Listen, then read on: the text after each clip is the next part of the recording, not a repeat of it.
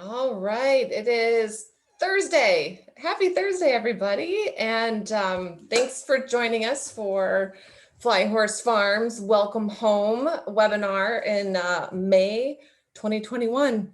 Oh my gosh, it's been a ride of a year that we've had. And I am so glad that each of you are continuing to take time with us to spend your lunch hour and meet some of our new friends. And we've had special guests, and we continue to have special guests join us today. And they're not guests because they are the people that I get to spend each of the days at camp with, and that are my fellow teammates from the medical team.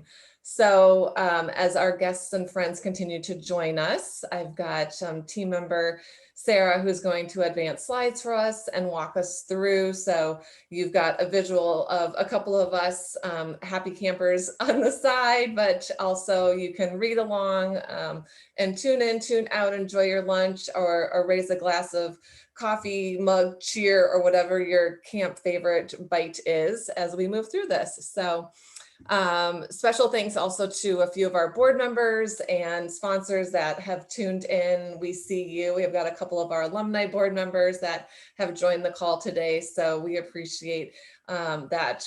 Just as our hole in the wall sign says, you know, the only place in the world, whether you're coming or going, you're always home. That includes friends of camp that whether you're on the board or you're not, or you've been a volunteer this year or last year, you're always welcome around our campfire. So let's dive in. What's new at camp in the last quarter and what's on deck? This is me. Nice to see you, or you see me. I don't always see you, but I'll see you at camp soon. So as we keep rolling on, next slide will tell us these are the hot shots that we're going to cover in the next hour. We're going to tell you welcome home is a real thing in 2021. The gates have opened, families have been on site, and we could not be more ecstatic.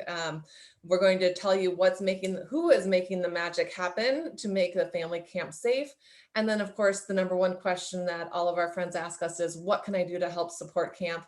And we will answer that question and any others that you may have along the way. You are welcome to put your questions into the chat box. You can do the private questions on the Q&A box. So just like at camp, it's challenge by choice, options galore, choose your own adventure, and feel free to populate comments, exclamations, questions, and we will scoop them all up at the end before we linger a little longer and say goodbye. But teeing us off is a welcome home headlines with two of our medical team members, Christy McKinley, and then also Rachel Trigo. So I'm going to mute myself and then listen to Christy and Rachel share with you what's going on with the medical side of things and the psychosocial support, primary purpose and filter of what we do to make the healing happen at camp. I think Rachel, you're up. Awesome. Thank you. So hello, my name is Rachel Trigo. I am the Behavioral Health Program Manager here at Flying Horse Farms. New to that position in a new role here at camp, and very excited for that and what that means in the future. Overall, our vision is to be the first prescription of holistic healing for our children and their families with serious medical illnesses. So really working with our hospital champions to make sure that in those conversations initially when we have new diagnoses, that Flying Horse Farms is part of that healing process of how do we move forward, what does that look like for us, and wanting to make sure that we are really embodying that holistic healing to make sure that we are helping our campers medically, emotionally, spiritually, emotionally, mentally, all of those aspects to really just come alongside them so that they can grow, so that they can heal, and so that they can also thrive within whatever their diagnosis is. Next slide, please. Perfect. Thanks. So with that, one of the big pieces that we are focusing on this year and the years to come are focusing on mental and emotional health. We know that 2020, our wonderful COVID year, was like none other. A lot of anxiety, a lot of depression, a lot of post-traumatic stress disorder coming out of a pandemic. And what that looks like specifically for our campers, but then also for their families, knowing that that's impacted them in greater ways as well. And with that, all of our campers who are coming to camp and their caregivers and siblings, there's a really high percentage of them with a secondary diagnosis, like depression, anxiety, PTSD, post-traumatic stress disorder, ADHD, and obsessive compulsive disorder. Some of those are diagnosed and are treated, and then some of those are also not diagnosed and not treated. And so when they're in a setting that they haven't been in before, or a setting in the last year of being around a lot of people, some of that anxiety, some of that PTSD is going to come up. And then how are we helping them? How are we treating them? How are we coming alongside them in that journey? Is something that we've been working on as a team and with our psychosocial team, my seasonal staff, volunteers, to make sure that we are providing that holistic approach to make sure that we are helping campers and their families be really successful at camp. But then how can we teach them skills outside of camp to take in life as well? With that, really leaning into the psychosocial support here at camp with our practices, with our programming, with any of programming that comes out of camp, to make sure that we are really addressing it from every angle. With that includes pre-camp.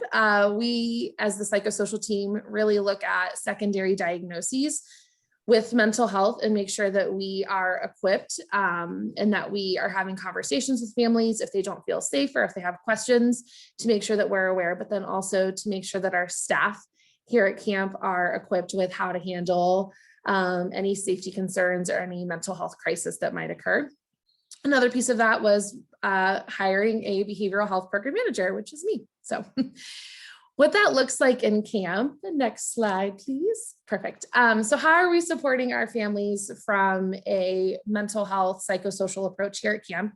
One of the things that we're doing is providing a space with our memory walk to have conversations about grief and loss. So recognizing that grief and loss is a big part of our lives, not necessarily with the death of someone, which also encompasses that, but also looking at, we've just been through a pandemic. There's a lot of loss and a lot of grief that we have to deal with in that, but also looking at new diagnoses, or my parents have split up, or I'm in a new school. So allowing conversation for kids to process and heal in that is something that we're doing. Also making sure that we're providing resources to our families and to our caregivers and parents on how to have tough conversations with kids, to make sure that they feel empowered to have those conversations, or if they need additional support, we have those resources available for them. Also incorporating positive affirmations within our archery. So while our kids are engaging in archery, they are getting some cards on the targets, but also we've added in some positive affirmations to those, just to help encourage our campers and their families in that, to start hoping to change some language with positive self-talk, kind of redirecting some of that. Also providing real-time crisis intervention. So if, just like we have a medical emergency, we have our doctor and our team right on site. If there's any psychosocial emergency, mental health crisis, I am there and my seasonal staff will be there. So that we're providing in the moment, real-time crisis intervention to make sure that our campers and anybody around is also safe. If we need to process, we're processing, but making sure that they're safe and that they have the ability to do that and express how they are feeling. We are also providing support during testing. COVID testing can be scary, and they could have had a bad experience with the deep nasal swabs. Nobody loves those. So making sure that we're providing in the moment also support during that to any of our campers and families. And then very simply, we are just building relationships with our families. Relationships are great, and we want our families to feel belonged and a part of camp, and make sure that anything that we are doing and providing is for them. So making sure that we're just building relationships, intentional conversations with them to help build community and supports is also how we're focusing on psychosocial this summer. Awesome. That was amazing, Rachel. Thank you for sharing all of that good stuff. But as we move on from 2020, let's move into 2021 and talk about what we've been doing this year. It's been a lot of changes, and it's been great. We've really moved forward. So we have continued to move in the direction of family camps for the spring and summer sessions that we have.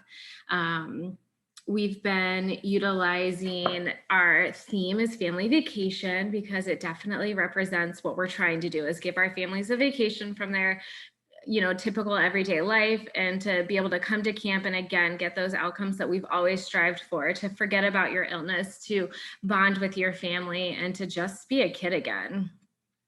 With that, we are doing those on-site COVID testing just to make sure that everybody that walks through our gates is healthy and happy and having a good weekend. And then same, we've revamped our protocols a lot this spring and summer, and implemented new COVID protocols. Those would be like wearing a mask or making sure we're washing our hands more often. We've added a lot of hand sanitizers around camp, in and out of every building, continue to use that physical distancing that we have been doing for the last year. A couple other things that are kind of interesting that we are working on is we have 1 family per cabin, which is great, and moving up to 12 families. We're right between 10 and 12 at this point, and as we move into fall, hopefully we'll definitely get to those 12 families. The families are all traveling as a family unit, so they are going to each activity area and getting to go to fishing and to try out all the activities that maybe they normally wouldn't try because they thought it was going to be boring. So it's really fun to see families have unexpected outcomes at each of these activity areas, and then just to watch them sing and dance all together in a big outdoor space is awesome. The smiles on their faces, the energy level that comes, it's just a bigger ball of energy. It's great. The other thing that we have been able to do this year is upgrade our cabins. So we have turned all of our cabins to have a dining room or kitchenette facility in each of them, so that the families get to really experience that family dinner and family lunches, and they get to choose where they want to eat. If they want to eat outside, they can. If they want to eat inside, they can. It really allows them to adapt to what they have and what they want to see for meal times. Next slide. Awesome. So here are just some really fun pictures of camp that's happened this year so far. So this first one is our first camper rolling through the gates. We got confetti cannons, and it was a giant celebration. This next picture is the medical team. We got these awesome little mini houses that we've been using for our COVID testing. Cornucopia donated them, and it's been amazing having that extra space for us to store our supplies, to get out of the elements when need be, and to have privacy when we're doing these testing. So it's been awesome. And then you can see down here our archery team, and then just a whole group of volunteers that come together and have a great time. More pictures of our families and our family engagement. We did have a family who, in one of their summer sessions, in the past, not this year, made a sign. So they wanted to continue that tradition at camp. So they brought their family into that tradition, and it was a really cool experience. We are, with our family vacation theme, we've been able to incorporate different monuments and landmarks. So this is a couple of our campers being able to plant at the botanical gardens. There's the Louvre that they've been going to, a couple other things. But it's all been amazing to have campers back on our grounds and to be able to support them again, both medically and psychosocially. It's been a great experience. And, also celebrating our 10 years of camp with these awesome shirts that were donated by Abercrombie. They're always the biggest hit with our families. Perfect. So we've really utilized this time to help our families connect and grow as a family with each of these experiences in a different location aside from their home.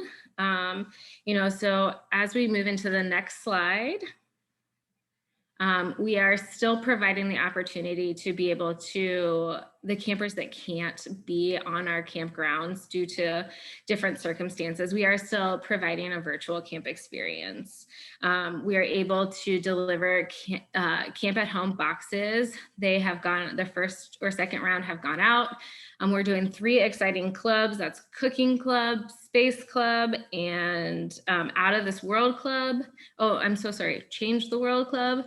So lots of really cool things that we've done in camp before that we're also pushing out to home. So they get a little bit of camp despite not being able to be on our specific grounds. We have started a 7-month ranger program where the rangers get to meet monthly and talk about kind of what's going on, do activities, play games together. And it's really exciting. It's 7 months long. So they get multiple touch points with multiple different, ranger counselors, whether it be some of our full-time staff getting to jump into those. So they get to learn a lot from each other and continue to build that bond that they've always had.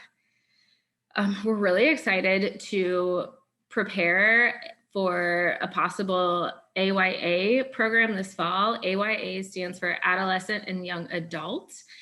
So these are for the campers that have aged out of our program, so 16 to 21 years old. We're hoping to bring them back to camp and really engage them in new ways. We did start this back in 2019. We did have our first AYA camp, but we want to make sure that we're still hitting this demographic and being able to understand that the need for camp doesn't just stop at age 15, so that we want to keep bringing them back. And then this spring, we did start some caregiver fireside chats where we brought in some medical professionals to help deliver messages on vaccines and then, any psychosocial concerns that parents are having with their kiddos. And we're excited to bring them back this fall. I hope to get some good guest speakers on there and to really keep that engagement with our families outside of being on site.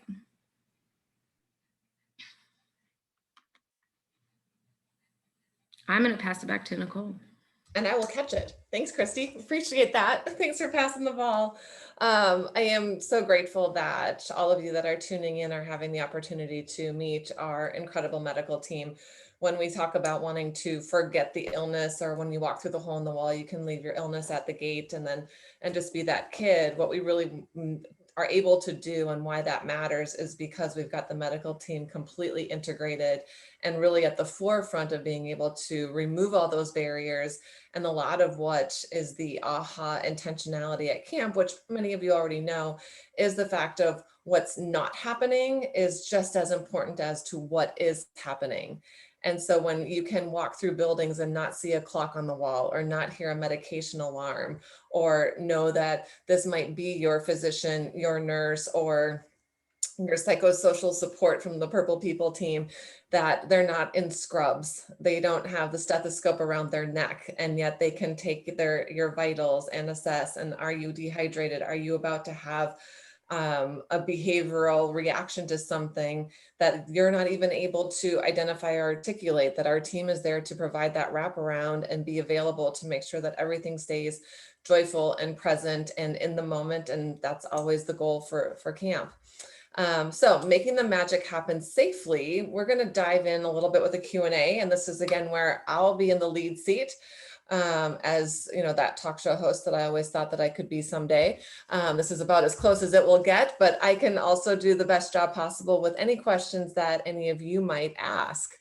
So let's see, I've got a couple questions coming up, so I'm going to circle those in a minute, but just in a snapshot here, this is our full staff.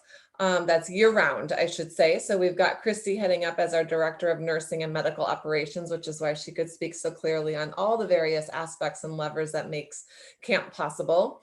Dr. Laura Martin is our camp doctor on contract, and we're thrilled to have her part of the team. Kristen Duraco is joining us, and you're going to hear from her in a minute. She's waving hello, hello. And then we also were introduced to Rachel Trigo, who, as you can see, is already donning the fabulous rainbow tutu. And I mean, just glowing with all the rainbow sparkles and everything, and always with optimism and care, but at the forefront, recognizing the filter of holistic healing and psychosocial support in every bit of that camp magic. So couple questions. Going to throw out to Christy first. And again, we're talking to our camp friends, but this is being recorded and shared with other new friends or new friends that might be joining us for the first time, or perhaps it's been a little while since you yourself have volunteered at camp. We know that Flying Horse Farms exists for children who live with a serious illness who may not otherwise spend a night away from home except a hospital room. Therefore, we call ourselves a medical specialty camp.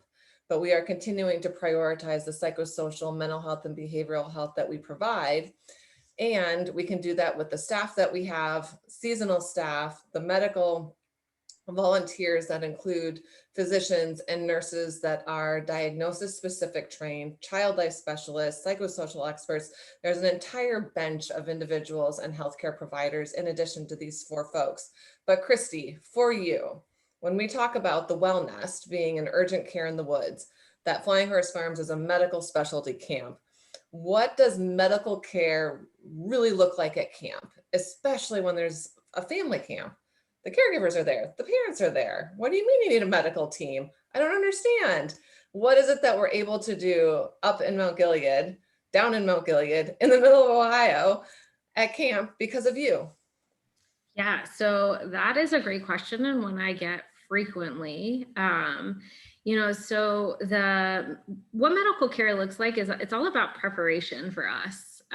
This preparation starts even before campers reach our gates. We already start looking at, we review every camper that applies to camp, where we are looking at their medications. We're looking at what kind of care they're going to need at camp. We're going to look at their psychosocial status as well. And we make sure that we have the resources to care for them while they are here. And if we don't have the resources, how can we get them? How can we make it possible to bring this person to camp? So that could require getting additional staff, a specialty trained staff member or volunteer, and really just making sure that we have everything in our back pocket that might get thrown at us. So it's a lot of preparation on the forefront. The other thing that medical care for us is a lot about prevention. We really want to prevent anything from happening before they get here, before injuries happen. We want to be at the very beginning of anything and making sure that we are using our tactics to prevent illness. So that would be hand washing. So we teach pretty heavily on hand washing and infection control. We also are in prevention, making sure that we have all of our supplies that we need to treat our campers. That could be extra tube feeding bags. That could be extra Mickey buttons, which is a device that we use to help feed our campers. So we have a lot of different supplies that we need, and just making sure that we have them on site. And this just goes back to why we medically clear our campers, just to make sure that if we didn't have something that somebody would need at camp, that we can get it in time for them to come to camp. We do a lot of medical care at camp or on site. So anything that they could do in an urgent care, we can do at camp. The biggest thing is we don't have access to radiology, so we can't do CAT scans and x-rays, but we partner with Nationwide Children's and are able to get our campers in and out if that is ever something that they need an x-ray. We are able to get them in and out of Nationwide Children's pretty quickly and get results very quickly back to us. So, definitely partnering with Nationwide and setting up those relationships is key. But other than that, medical care at camp is creative. It's, taking what you're given, how can we make things happen, and using every ounce of caring that we have to bring those kiddos here and to give them an experience that they've not had before. Perfect. And Christy, have you ever had to really do a medical intervention even this year? Yes, we actually on our second family weekend, we had a kiddo come to us and we had to provide medical care, and the volunteers that we had in place were amazing. Kristen Dr. Laura, Rachel, all were fantastic. We all came together as a team and were able to care for this kiddo. Sometimes I always say that parents do an amazing job caring for their kids at home. They're basically medical professionals because of the training that they have. And sometimes you just need that little tiny bit step above what parents or families know and can do. And so it's very reassuring to know that we have those tools here, that we are able to provide that tiny bump of care. We do. Thank you for that, Christy and team. So that was a great next question and tee up. And so I'm going to shoot this one to you, Kristen. How do campers feel about being away from home? Christy mentioned the parents a little bit, but what have you seen and what do you experience, observe, and hear from our campers about being away from home, and specifically about learning to or managing their medical needs? Yeah, absolutely. I mean, we obviously get a lot of feedback from our campers, but I think the biggest thing that you can even just see is just the smiles on their faces and that relief that you immediately can feel radiating from them. And you see it in their smiles when they walk into camp. I think for them, obviously, like we've said before, they are managing this disease at home and they're doing the best that they can. But one of those pieces that probably is missing is that ability to really like form a community and have fun and like bond with other people. So coming to camp has given them the opportunity, I think, to build that community, especially obviously in our summer camps when we have our diagnoses specific weeks. They're able to meet with friends with similar diagnoses, similar ideas about how their life may have lived up to this point, and people their age, people younger, people older that they can look and mentor towards, just to kind of experience that sense of community at camp. I also think they, express to us, they have that relief, they have that support. They know that things that they weren't able to do, you can't always go to a typical camp because you don't have the medical team there to support you in your needs and the behavioral health specialists there to support you in those needs as well. And so having our team on camp, our volunteers on camp, and that bench, like you talked about, of all of those professionals that are there to support these campers, I think just gives them relief and has them feel supported so that they are able to just let loose for just a week. Even maybe it's a weekend at family camp, but they're really able to, like we continue to say, leave that diagnosis behind, leave the illness behind, and just be a kid for whatever time that looks like. And we get to take that ball and like shoulder it for however long they're with us, and just kind of take some of that weight off of them, which I think is really special. Kristen, you summarized that so well, what happens on site and what we see from our campers when they arrive. And that was one of the largest hurdles that we were dedicated to resolving last year in the pandemic pivot. And how do we really go virtual? How do we break through the Zoom fatigue when so many of our campers are already living on an iPad? It's the first thing that goes in their hands if they're in treatment or in the hospital, and now they have to do school online. And we were just surrounded by that screen fatigue, everywhere. And this was really the doubling down for many of our campers and families, that this was their Band-Aid, is to be in this remote technical space. And the team really honed in on what are those attributes of what happens and make camp special on site, and how do we adjust to have that be something that can penetrate the screen.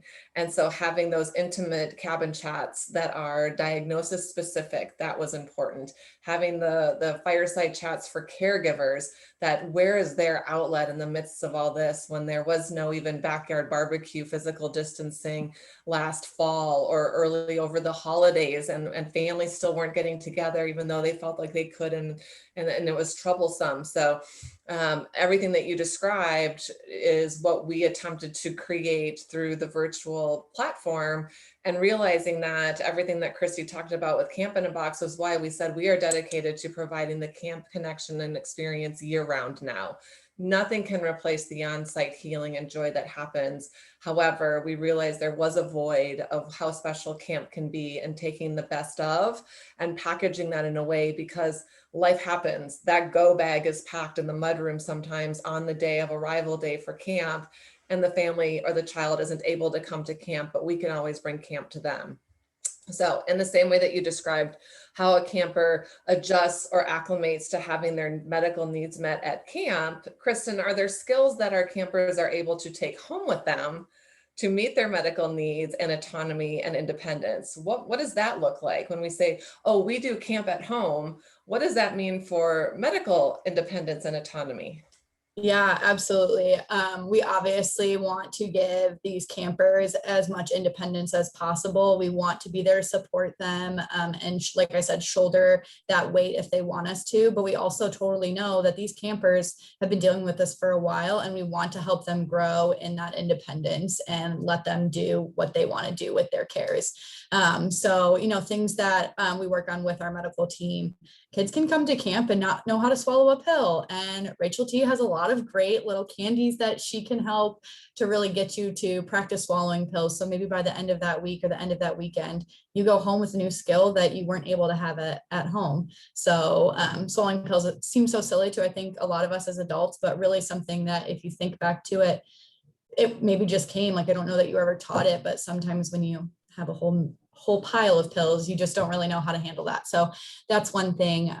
Infusions are another thing. So campers, take medicines that require them to give injections to themselves or give infusions. And so we want to foster that independence and teach them how they can grab that skill and run with it. And so there's people that will come on site and help us just like teach those campers again, like how to practice putting a needle in their leg if that's what it is, or infusing something into themselves. So they have that. But other skills that aren't necessarily medical, but just more like the behavioral and emotional. I think we do a really good job at camp of giving them more social skills. Not always have they been around a lot of peers their age, especially dealing with something that they deal with. And so they get that ability to talk through things with people that they might not have felt comfortable talking about with their peers at home. Coping skills, I think Rachel T does, and all of our volunteers and seasonal staff on our psychosocial team can do a great job of teaching these campers, how can we cope with our diagnosis? How can we cope with the grief and the changes in our life? And so that's something too, that we really just want to give them that support and kind of just teach them, how can we manage the fun that's at camp and our diagnosis, and how can we like create the fun of camp at home all the time and take these skills home to really just feel like we have improved upon ourselves. Kristen, it's so powerful when you describe what is that aspect that happens at camp that they take home with them, and just that how naturally and professionally you describe teaching a young person how to do their own injection or infusion. And that is done, in the midst of being in a camp setting, in an environment. It's not done in a hospital room or even at the kitchen table where perhaps it happens in their own home. And what that means for the caregiver or the parent. The couple minutes that it takes to coax to take a pill and swallow it now happens naturally. So that's a couple seconds to a couple minutes. To do an injection or an infusion, we're talking a couple minutes to an hour every day that child, our camper, now has independence, but that caregiver has back, either for themselves or to provide care and attention to a sibling or to their partner in the home, or just to have a conversation with their camper child while they're doing it themselves, instead of having to have that responsibility themselves. And that's what we've learned over the 10 years of doing camp, is that is the camp at home as well. And that is the healing, the respite, and the joy that gets to take place because of a few days or a week or only a day at camp of taking camp at home. And so we really can't do this without all of our healthcare providers, volunteers, staff, medical advisory board. And we want everybody to come volunteer, but we really could not do what we do, nor could we have lived through this last year of a pandemic without our frontline providers. So Christy, what is the experience that you've heard from some of our medical volunteers over the past few years about being at camp? And how is this different than volunteering somewhere else or showing up and doing, medical, provider work in the hospital? Why be a medical volunteer at camp overnight, and what is this, how is it different? Yeah, absolutely. In talking with our medical volunteers and also having lived through everything I'm about to say, is that a lot of healthcare providers experience burnout, especially within this last year. And what's been thrown at them to be in personal protective gear for 12-hour shift is tough. And then to witness what nurses and physicians are witnessing in the hospital, it can be very hard mentally. So to be able to come to camp and to see our families thriving is huge. It adds so much to what we do as healthcare providers. It brings resiliency back into us. It helps decrease burnout, caregiver burnout. And this is a lot of the information I've been getting from our volunteers. I can't tell you how many calls and text messages I've gotten over the last year. When's camp coming back? I need to get there. I need that happy place. Camp is my happy place. I just need to get back there, from so many of our volunteers. So amazing results, really helping decrease that burnout, see the passion, rejuvenate the medical care that we're giving. I know when the first summer I spent at camp, I was pretty burnt out at the hospital. And then, coming to camp, I can't tell you, I was thanked for the first time in a long time. I was thanked for giving somebody pills. I wasn't yelled at. I was, it was just coming here was the best experience ever. And then to be able to bring more people to have that experience, to get thanked by family members. Family members cry when they pick up their kids, saying we've never left our little kid, even with the grandparents, and you guys could provide that. And the volunteers that we get are so thankful that we are open and they are still able to come, and that we've created a place for them to come in this weird COVID dynamic that we're in right now. I've gotten nothing but positive remarks about what we're doing and how we can keep doing it. So and how it's helped them. Guarantees, which is right in our mission statement that we expanded, is that we provide a transformational experience for children living with a serious illness. We are driven by that. That is our North Star. It is our compass in all things. Campers first, provide a transformational experience. But a few years ago, we expanded that as our guarantee that everybody who has an interaction with Flying Horse Farms, especially if they set foot on or interact with a team member of Flying Horse Farms, has a transformational experience. And that is to our campers, camper family members, our volunteers, seasonal staff, and full-time staff. So we hope that you too, as supporters and friends of camp, have a transformational experience of your own. And to round out this session portion of our time and move on to the next, because you're like, well, what can I do to help? I need to get back to camp myself. We'll do a quick rapid fire round from Christy, Kristen, Rachel. What is your favorite camp story to date? And we know that you can't get your favorite of your favorite. So what's the one that comes to mind when I say favorite moment of camp? Christy, go. I'm ready. So we had a little boy out in the camper corral who was a GI camper. He had never known anybody else with a device, called a G tube. And he was always very shy and conservative over it. And then he saw that some of our medical folks were administering meds to other kiddos with G tubes. And he had no idea that other kids had this. So he lifted his shirt up and he's like, I have one of those. I have one. You have one. I have one. To the point where he wanted to announce it to the entire camp that he had a G tube. And luckily we were able to scale it down to the cabin. But he had never experienced somebody else that was similar to him in that fact, and he just wanted to shout it from the mountains. So it was really cool to see meet somebody for the first time that has a similar condition. Basic human needs, safety and sense of belonging. Amazing. All right, Kristen. My story actually predates me working as a camp nurse. I was able to come and volunteer as a cabin counselor. And one of my sessions, I was with a camper who has a diagnosis of diabetes as well as other things. But I just remember her saying kind of early on, wow, this is like such a great experience.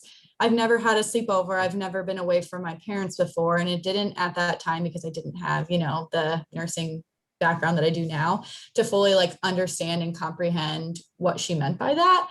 And I think it just really hit me, and it just is something I think that makes camp so special, is that we are able to give that experience to campers who might not have been able to do things that we consider typical or normal, because they have these restrictions due to their diagnosis. And by the end of the week, she was so excited because she's so used to her mom checking in on her and managing her diabetic cares.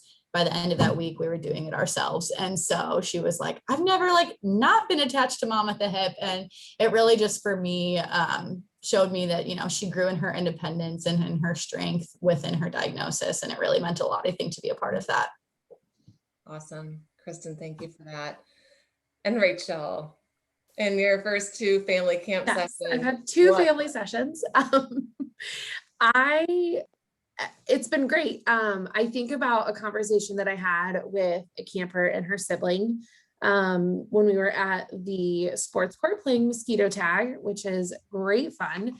But afterwards, we were just kind of sitting and drinking some water. And it was in building that relationship that the camper just started sharing about her last year of a cancer diagnosis and what that meant for her family and the things that they couldn't do last summer because she was in treatment.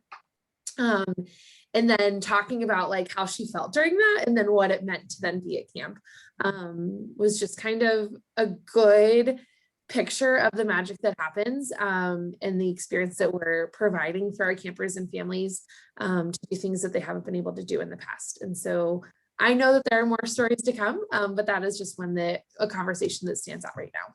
And most recently, and we heard from a couple families that said this was the first place that they went in 18 or 20 months for some of them. So early on in the pandemic, we were hearing commentary that, oh, this is a slice for some of us that don't live with a family member with a serious illness to understand what it means to navigate a world where you have to have the hand sanitizer and wear a mask and be ultra sensitive and be mindful of others and their health and well-being. And yet it was just only that, a sliver, because as others began to navigate the world, some of our families had yet to really go out and leave their homes as a family unit until we opened the gates just 3 weeks ago. So we recognize that there was that greatest requirement of need to transform these lives to a slow reopening for themselves to come to a place where our core value number 6 is, with trust comes relief. If we all could not anticipate what relief would feel like, that is still continuing to exist. And as Rachel, you talked about the psychosocial needs that are vastly becoming aware to many mainstream households now, we have to be aware of what this really means on a one-to-one basis with our families and not take anything for granted of what their needs are because they were so compounded. So moving forward, Sarah, what's our next slide deck? So how can you support camp? Because really the goal is to get you back to camp. So moving right along, save the date, because we are still celebrate every milestone. And this is a 10-year milestone for camp of on-site programming on Friday, October 1st, the 10th month of our 10th year of offering camp on site. We will have campfire at camp. So save the date. Sponsorships are now available. VIP tickets go on sale next week. And so we can begin then the 100-day countdown pretty soon to having a campfire that we all gather around to celebrate. I'm very much looking forward to that. And before October 1st comes, there was a question in the chat about how can I volunteer? Can I still volunteer? And as Christy said, yes, we have medical volunteers. And yes, we are doing family camps, and volunteering is a different experience, but it will still be transformational. There is still a need. We would love for you to come and volunteer. It is a 1-day commitment with a 4 hours on Friday. So 4-hour Friday orientation. And then you come on Saturday and you get to interact and play mosquito tag on the sport court. You get to have time in doing skits in the camphitheater. Of course, you get to have, the best s'mores around are the ones that you have at camp. But there's lots of different opportunities and ways that you can participate in camp. And most importantly, see those smiles that Christy was talking about when they come through the gates. You can also be a virtual volunteer. So as we are committed to meeting our campers where they are, perhaps this is something that meets you where you are in your stretch zone to volunteer is through virtual camp experiences. And you too can be trained on a lot of the psychosocial aspects and the ratios that Kristen and Rachel covered about cabin chats.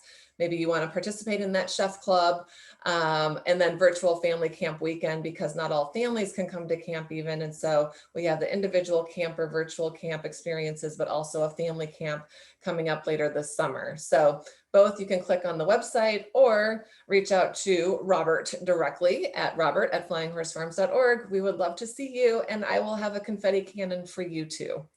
But also, if you'd like to, as soon as you click off today, so save the date for October, look at your calendar and come volunteer, or at 1 o'clock today, go and order online or visit any one of these 3 places to support camp. So we talked about back in February, the journey back to camp and celebrating 10 years. We had 10 different partners over the next 10 weeks to celebrate the opening of camp.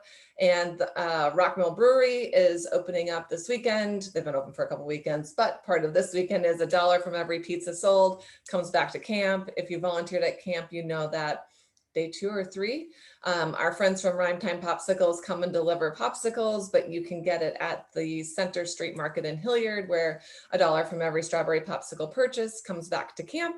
And then through the end of June, let's kick off those safely distanced and vaccinated barbecues with some simple time mixers and in your favorite beverages of your choice. So use that promo code FlyingHorse10 to receive 10% off your order, and then 10% comes back to camp. Yay! Cheers all around for all things camp. Now, back to you. How else can you get to camp? You can host an event. We talked about the fact last year that we were able to expedite our social enterprise opportunities, that we have this fantastically beautiful property. It needs to be used. We want to expand our Friends of Camp that can support our mission. And that means you and your family, your company, your corporate gatherings, your community organizations. Already this year, that lower right-hand corner, we had 500 rubber ducks that helped us raise almost $5,000 through the local United Way. It was a fantastic event. And then following that, on a Wednesday, we had over 65 individuals from Express Wash Concepts, Car Wash. They had their return to work and team building corporate day at camp. You too can do that, especially with the return to work rollouts that many companies are doing right now. Sometimes it's, how do we do this? How do we get together? How do we do team building? We've got that for you. And that includes a scavenger hunt, bingo style tour, interactive experience to talk about camp. So therefore you can support camp and do a return to work in a really camp spirited way. We already have families who are booking their holiday time because they participated last year or realized, you know, that's really a great idea. I don't want to have people in my home, but I love to be with people at camp. So book your holiday gathering at camp. That pretty much sums that one up. So come to camp any way that you can. And with the few minutes we have left, any further questions? I'm not seeing any in the chat. The team's been great. I saw one pop up. Who do you contact to book the space? Fantastic. Again, on the website, you can also just do info@flyinghorsefarms.org, and our traffic controller extraordinaire will direct your question, curiosity, or information to the appropriate team member. There's also some information on our social media pages, and at the very bottom of our homepage, there's a rental facilities. You can click on that one. What else? Good questions. Good questions. Look at this medical team. They're so awesome. All right. Well, you know, this is like Dora the Explorer is what I was thinking about our Zoom things, where all of a sudden Dora asks the question to the viewer. So what's your favorite part of camp? And then we just sit and blink at each other. And so, but when really we all have an answer to the question in our minds, we're all looking at each other and smiling. And I mean it, I have a whole box of confetti cannons because I think everybody should have an explosion of welcoming you back to camp. It's the greatest place on earth, no matter what another organization might say. It's the best, most magical, happiest place to be. And we're happy to carry and shoulder the responsibility and dedication to provide it in a holistic healing environment. Whether you're coming or going, you're always home at camp. And I look forward to seeing you there very, very soon. But for today, have a terrific Thursday, a wonderful Memorial Day, and happy camping. Bye, everyone.